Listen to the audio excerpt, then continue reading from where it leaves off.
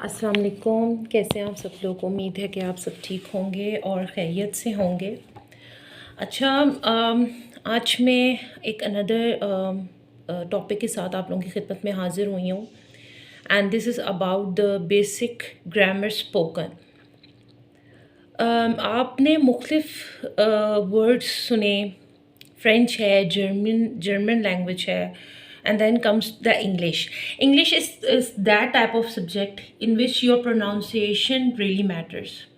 How it matters, it conveys your spoken skills, that how you spoke, how you speak with the other, your body language, your ways of tongue, your ways of speaking. ठीक है कि आप उसको style के साथ किस तरह pronounce कर सकते हैं in your daily conversation.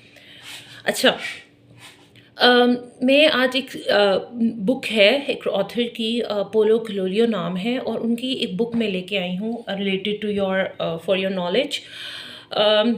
in this book you see there are some things that we have to know about the present situation, that how to fight with the battles we are facing, the hardships right now in the present scenario in our country, and how to overcome it. Don't feel neglected, don't feel so embarrassing that you cannot face the path which leads you to the success. Okay, convince your enemy. एक मैं coat पढ़ना चाह रही हूँ ताकि आपको explain कर सकूँ। Convince your convince. अच्छा, वर्ड इंग्लिश में सबसे पहली चीज़ आपकी स्पोकन आती है। स्पोकन में सबसे पहली चीज़ आपका वर्ड का बोलना आता है। कन्विंस, खन, अब क है तो सी है। कन्विंस हम प्रैक्टिकली बोलते हैं, it's not convince, it's convince your enemy that he will gain very little by attacking you. This will diminish his enthusiasm.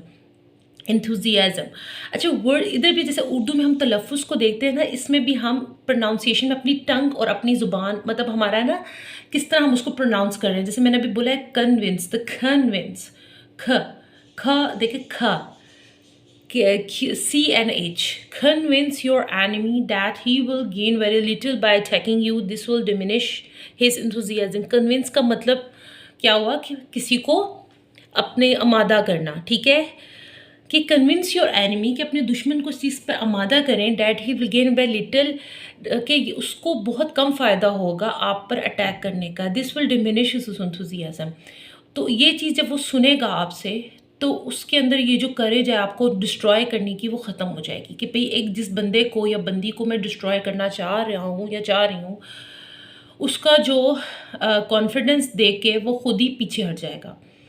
अब ये कोट कहने का मकसद क्या है कि your courage is the most important thing. अब ये कहने का मकसद ये है कि ये अब मेरा ये कोट है मोटिवेशन के लिए। मोटिवेशन दैट सेंस, जैसे आप तालीम के शोबे में करें तो स्टूडेंट के लिए ये एक अचीवमेंट है, टीचर के लिए एक चैलेंजिंग है, और जो नॉर्मल लोग जो हैं उनके लिए एक सोर्स ऑफ इंकरेजमेंट है, जो नॉर्मल बेस में हमारे लोग हमें लोगों से जिससे इंटरेक्शन होती है।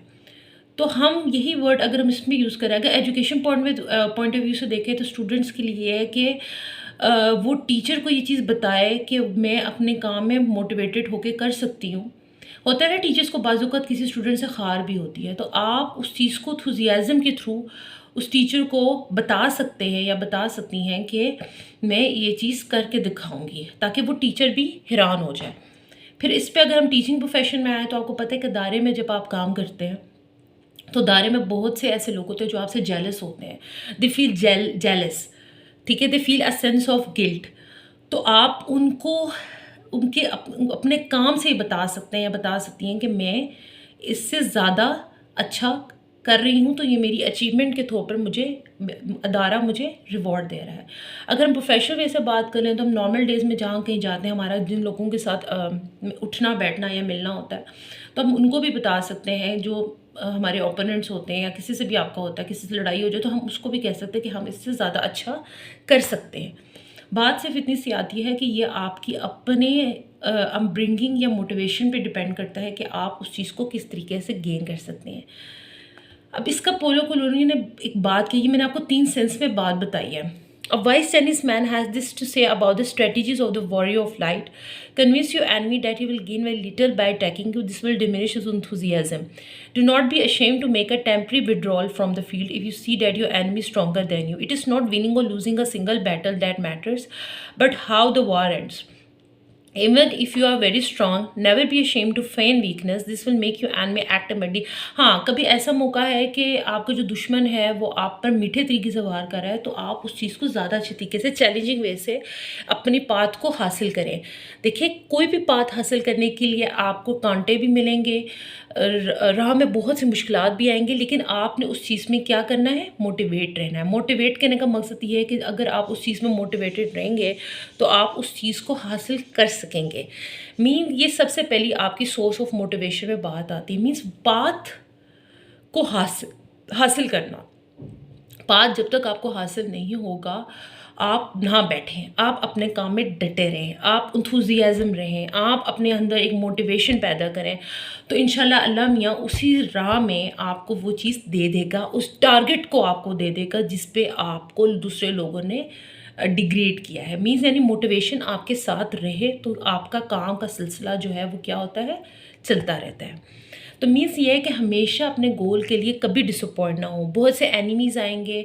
मैं उस पॉइंट पे बात करना चाहूँगी जिसमें एजुकेशन आ गया। मैंने स्टूडेंट के पॉइंट ऑफ व्यू से बात की, फिर मैंने आपसे टीचिंग प्रोफेशन, किसी प्रोफेशन में भी काम करें, जेलस लोग आपको हर जगह पे मिलेंगे, लेकिन मेन चीज़, सबसे पहला पॉइंट यही होता है कि आप उस पर मोटिवेटेड रहें ताकि आप अपने गोल को अचीव कर सकें। ये आपका एक पहला पॉइंट या प्लस पॉइंट होता है आपको अपने पाथ तक पहुंचने के लिए। You have to be targeted towards your goal. अपने आप को मोटिवेट रखना, नेवर डिसअपॉइंटेड, नेवर लाइज, ठीक है? अपने काम पे एक्टिव रहना। This is the one of the best things to achieve your goals rather to your path. Thank you so much.